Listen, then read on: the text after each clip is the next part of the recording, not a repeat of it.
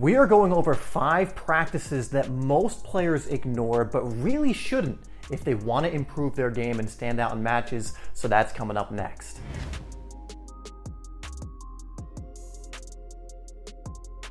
I just want to take a moment to thank the sponsor of this video, OneFootball, which is one of the best football apps out there where you can get football news stories, transfer rumors, videos, and so much more. It's one of my favorite apps, one of my favorite football apps, and you can download it for free down below through the link in my description, or if you're on the desktop, you can actually get it through the QR code that you'll see on screen in one of these corners. So I want to say thank you for OneFootball for sponsoring this video. Again, one of the best football apps out there for football enthusiasts.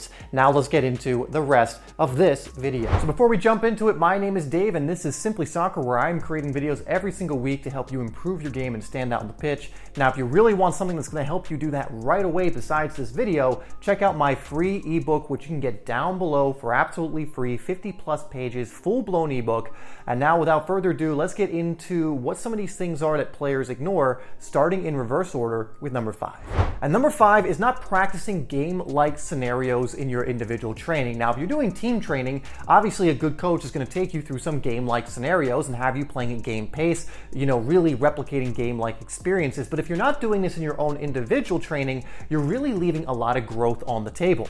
I'm sure you've heard the saying, the way you play is going to be the way you practice, or the way you practice will be the way you play. And so in your individual training, you want to pretend that a defender is actually trying to take the ball from you, that you're actually trying to create space to shoot, that you need to control the ball and give it up quickly, or else you'll lose it. You don't want to go through the motions when you train, either in team training or individually, because that's just going to cause you to develop bad habits come match time.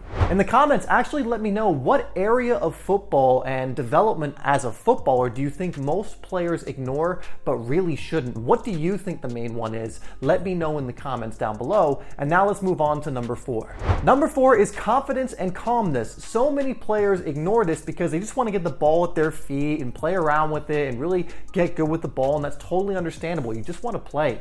But if you're not confident and don't know how to keep your calm in pressure situations, you are not going to be effective in matches, or you're going to be very inconsistent. Confidence and calmness is a skill like anything else. Just like you learn a step over, how to shoot properly, how to pass it, how to control the ball, that's a skill. So is confidence. For those of you who are in complete soccer confidence, you know how valuable it is to develop this skill, develop the identity around being confident, and I take you through that step by step, and you'll know the effects that has because you've gone through it. And if you are interested in going through it, you can find the link to my training programs down below, but you can actually work on confidence and get good and master confidence. And you might have a blip still here and there, but how amazing would it feel to step on the pitch and be calm for the most part, have Virgil van Dijk level calmness at the back, or who's like a really good goal scorer, Lewandowski type calmness in front of goal. That level, as far as calmness and confidence, you can get to if you work at it. So I would check that out down below if that's something that interests you.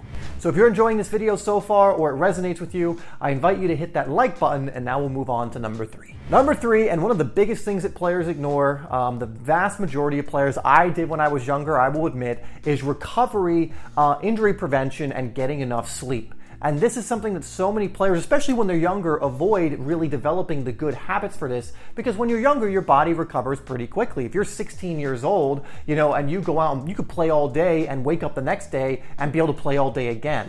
But it is so valuable to start this early in really developing the recovery habits and methods that are going to aid you as you start getting into your 20s and you become a player who needs a little more time to recover. If you develop these habits, you're going to be able to recover faster than your peers and other players. And especially I want to really take a look at sleep, because if you're not getting enough sleep, it is going to affect every level of your performance. Not only your recovery, but your cognition on the pitch. It's so important. And so many players, they'll wake up after 5 hours of sleep and be like, I'm grinding. And it's like, well, you're grinding yourself into the dirt and not helping yourself. As an athlete, you need even more sleep to recover and to really be at optimal performance. Like if you have little injuries, you're not going to be recovering if you're not sleeping. If you have sore muscles, you need that sleep. You need those recovery methods. And so please don't ignore this super important part of the game and being a better player. Number 2 is working on your decision making and IQ. And again, this is something you can work on. I have many videos on this this channel that goes over some things you can do.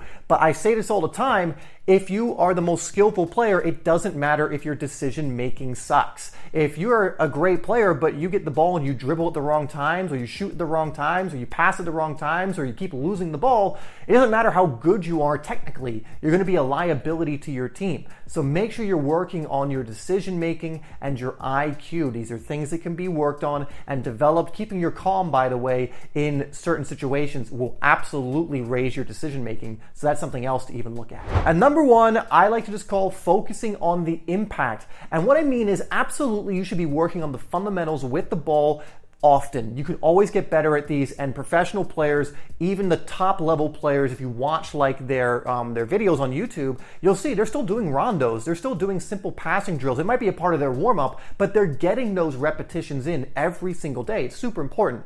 However, for yourself and your individual training, you also want to focus on the areas that are going to help you have an impact. Because you don't want to be just a player that goes, can do everything that every other player can be and doesn't stand out. If you want to be a standout player, you need to identify what are the things about my game that I can work on that will help me to actually stand out. Like if you're a goal scorer, can I do some extra work for my movement, getting into those positions and being able to score? Can I work on my finishing?